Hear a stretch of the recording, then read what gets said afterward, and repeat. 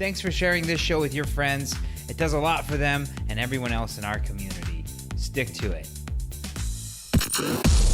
And now, the former hot Cheetos addict turned life enhancement enthusiast, Trainer Steve.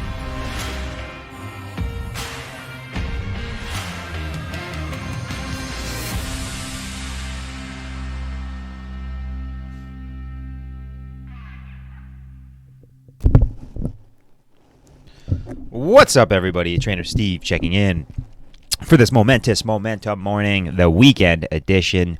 We're hot and cooking, getting your habits going and burning in early so you don't arrive to the party late. You don't want to be looking back when you're in your 60s or 70s being like, man, I wish I would have took care of my health. I wish I would have stayed in Trainer Steve's Stick to It squad. All right, today we have 7 tips. Since it is the weekend, we have 7 tips. That's 7 tips to advance yourself on the weekend. 7 tips to maximize your weekend, whatever you want to call it. 7 weekend tips. We're going into it now. Make sure also that you're leaving your comments in the comment section below. This is where we show them, and we will be reading them off day by day for us. Alrighty, we're here with the 7 weekend tips, baby. And we're going to move forward through those guys. Number 1, morning workouts. To me, if you can get yourself to get up early on the weekend and work in the morning, then there is nothing better than that feeling of getting it done first thing. You get brain drive neurotropic factor. You're going to get a dopamine release. You're going to get a serotonin release. You're going to get adrenaline chemicals pumping. You're going to be burning fat, burning calories, justifying an appetite for the weekend. All kinds of good reasons to get training in the morning. But to me, the best of all is it just sets your mind right. It really gets you going. Number 2. Limit your drinking. Got to plan ahead on this one. I've been working with a few different clients recently about talking about alcohol and what to do on the weekends. We have birthday parties, different affairs, weddings, times where it seems like a good time to get drunk. Drinking is fun, but also the repercussions of it are not so fun, as we all know. So it's a good idea to plan ahead about what you're going to do in terms of the drinking.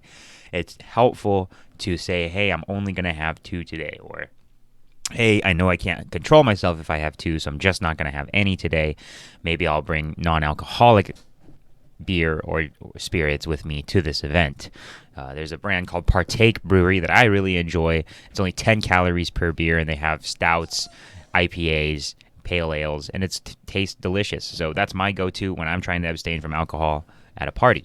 Number 3, eat like it's a weekday. For some reason, when we know that it's the weekend, we just let ourselves go. At least a lot of us do. I know I did in the past a lot. I used the weekend as an excuse to eat pizza or Mexican food or ice cream or all those things, and it's fine to do that.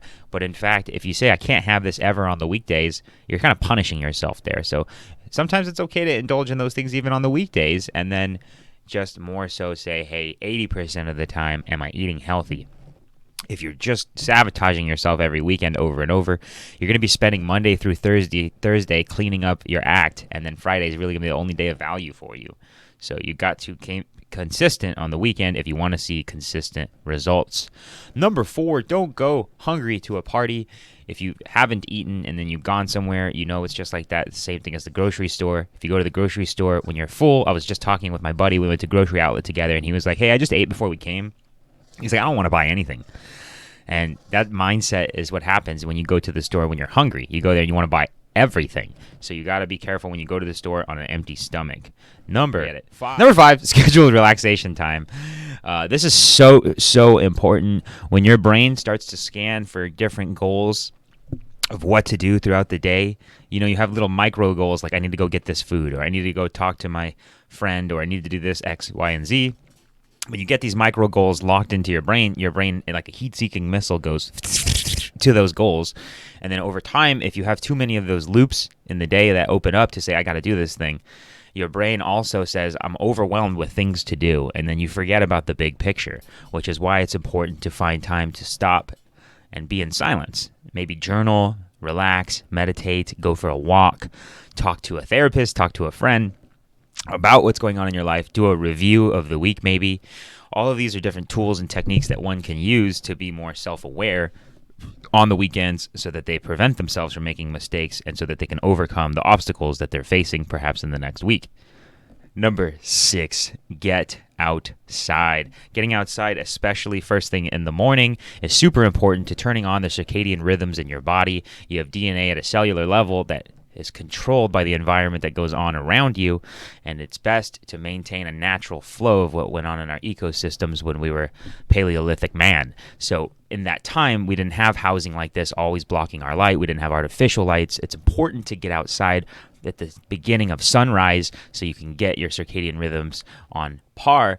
If you don't, this could risk depression, food reward imbalances where you want more tasty treats because you're not in line with your circadian rhythm. Your sleep cycles might be disturbed. You might find it harder to sleep. So get that sunlight first thing in the morning.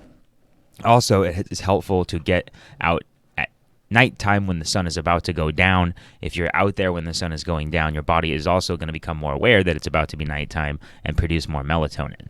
So it's also another good reason to get outside more on the weekend, especially at the beginning. Otherwise, you're going to stay cooped up in your house and snack on stuff you don't want to be snacking on. Number 7, plan for the next week. This is the biggest one. Every time I talk to a client and they had great success, I said, what did you do? And they always come back to me and say, Trainer Steve, I made a plan. I wrote it down on paper. I said, I'm going to have X, Y, and Z for lunch and dinner. And I was cautious about what to do before I went out to that wedding. I planned for my entire week because I knew what was coming up, and now I feel good and confident about it. So that is what we're looking at here in terms of our weekend, a success plan and approach. We're going to go back over those again one more time. Then I'm going to say hello to the live check-in here. 7 weekend tips for you. Number 1, morning workouts. Getting your workout on first thing in the morning is going to get your mind right before the weekend starts and gets cracking, so you don't get your diet cracking and breaking from eating too much crap because you were not in hyped mode. When you get worked out and fit, your brain works better, you think more clearly. Number 2, limit your drinks. I'm not a party pooper. It's okay to drink, but sometimes alcohol is also what inhibits progress for people in the gym and in their fitness program. So you got to be cautious. I always suggest at least 2 or less, maybe 3, but you got to hydrate very well and eat very well around it and move a lot around it. Number 3, eat like it's a weekday. Don't indulge so much, so crazily every weekend. Don't let it be an excuse to go party. Don't go hungry to a party. Number 4, make sure you eat lots of protein and fibrous vegetables before going out to a party, or have a lot of water beforehand. Just try to fill yourself up, maybe some chia seeds, anything that will help fill up your stomach. Then when you get to that party, it'll be a lot easier. You can even develop a plan while you're there as well. Number 5, schedule relaxation time, whatever it is. You got to have some me time away where you just let go, but don't let that relaxation time be involved or linked to a bunch of snacks, because I know in my past that was my relaxation time, was sitting there with ice cream. So we got to find a new novel way to relax. Number 6, get outside. Got to get outside and get that vitamin D and that vitamin C, what's going around, baby. Because you're getting what's called optic flow. You feel better when you're moving around, perceiving new things. Your brain gets rewarded.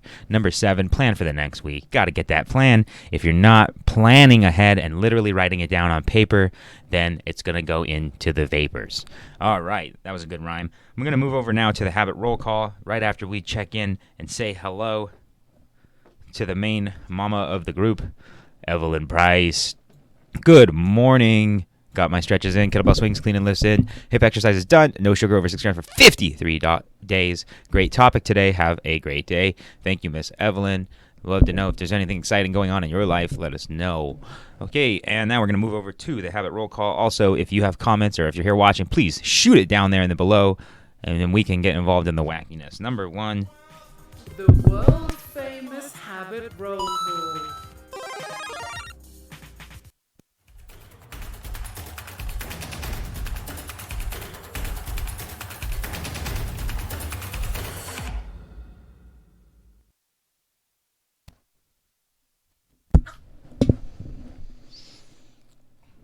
Shazam! We've arrived down the habit roll call lane, And we're looking at yesterday's check-ins. I believe this is where we're starting. Good morning, says Evelyn Price. 52 days, but now she's on 53 of no sugar, keeping track like a champ. Miss Evelyn, since you're watching, I would think it would be a good time to challenge us to add a little twist into what we're doing here in terms of our habits. You know that I've been preaching maybe trying to track how many grams of protein. Maybe that sounds difficult, but really everything you eat has a label on it which says how much protein there is. And you eat mostly the same things all the time, so you get used to about what that number is, and it becomes easy to track on paper. Just a thought, because I believe that you could do for keeping up that intake of protein, especially if you've been sore. Baron Adams. That was for you, Evelyn. Baron Adams, weight is 203. Squats will be 18. Oops, couldn't see it on the screen. He did his squats already yesterday with me. Knocked it out the park. Body's still looking great. Legs are huge. Tracy, huge in a good way. Tracy Warner Hockman. Good morning. Hope everyone is having a wonderful weekend, she said yesterday. And I definitely am. I hope you are as well. Evelyn says hello. She also checks in for her walk and she's packed for her trip, and she went on her walk. Boom. Tracy, love to know what you're going to do about food on this trip.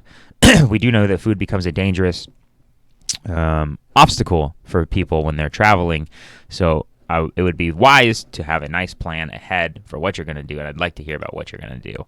Sammy, day 40, leg day, 5-mile jog, booty homework, foam rolled, and stretched.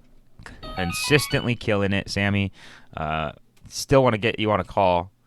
I should just send you a message. I'm going to send you a message right now. Mike Wassman, day 16 of reading. Thanks for asking about my PT. I've actually been getting adjustments from my chiropractor and made an appointment to see my physical therapist on Tuesday. Oh my gosh, you're doing a lot of work. I have a lot to say about that. My lower back pain has been pretty bad, so I'm trying to do everything in my power to make it a thing of the past. Okay, Mr. Mike, I'm going to be real with you. You're my homeboy. So I've been working in this field for a long time. I've talked to a lot of people with back problems. I've worked with people with back problems. I grew up with a stepdad who had a back problem that was so bad it kind of tore up the family. Back problems are a real deal, okay? And I've worked with so many people who have came to me, literally over hundreds, because I was at a big box gym where I had a chance to talk to a lot of people. That's where I met you, Mike. And when I sat there and talked to these people, they consistently told me I came from my physical therapist and I did these exercises, but they really didn't help or didn't do that much. They were kind of weak or whatever. The chiropractor, they helped me for a minute or two. It felt good, but then it came back, right? Those methods are great temporary solutions, or maybe a couple of dots on the map that you need in front of you to fix this issue. And when you're talking about connecting those dots, the chiropractor is not going to give you very many dots to connect to how to actually solve this problem. The physical therapist will, if you really pay attention to the exercises that they're telling you to do and how to maximize those, and you learn on your own how to maximize those. Well, ultimately, what I have found is that most times issues with the back or pain, it comes as a result of some sort of imbalance in strength in a muscle. And those strength imbalances are required to be worked at through strength training, right? And physical therapists, while they do a little bit of strength training, they don't do a whole lot of it, right? So strength training around this issue is the most important faculty in your body to maintain a positioning and bracing in your spine so that you're not dealing with this issue anymore. So if you find that over the course of the next month or 2 months that these physical therapists and the chiropractors are only giving you temporary solutions, then I would urge you to maybe work more with a trainer. And if it's not me, dude, find somebody right next to where you're at. You need a trainer to help you with strength training, so that you're moving in the right positions when you are training, so that you don't hurt yourself, as you're already aware of. So nothing is better to me than having a very good, very passionate trainer. You do not want just a run-of-the-mill one, though. I know they're harder to find. So find somebody who's passionate about injury recovery who can help you in the trainer field or in the strength training field. I'm sure there's some great physical therapists and chiropractors out there who can help with that. But, for the most part, when you talk about statistically and what the education is, in my experience, it just seems as though the chiropractors and the physical therapists have less of a success percentage when it comes to getting their clients recovered. I don't have hard data on that. I mean, but it's just, talk to your friends and stuff and see what they say. All right. Anyway, that's the habit check-ins of the day. I think we covered everything. I'm Trainer Steve. Stick to it to get to it, baby. Have a great weekend. I'm out. You gotta stick to it to get to it.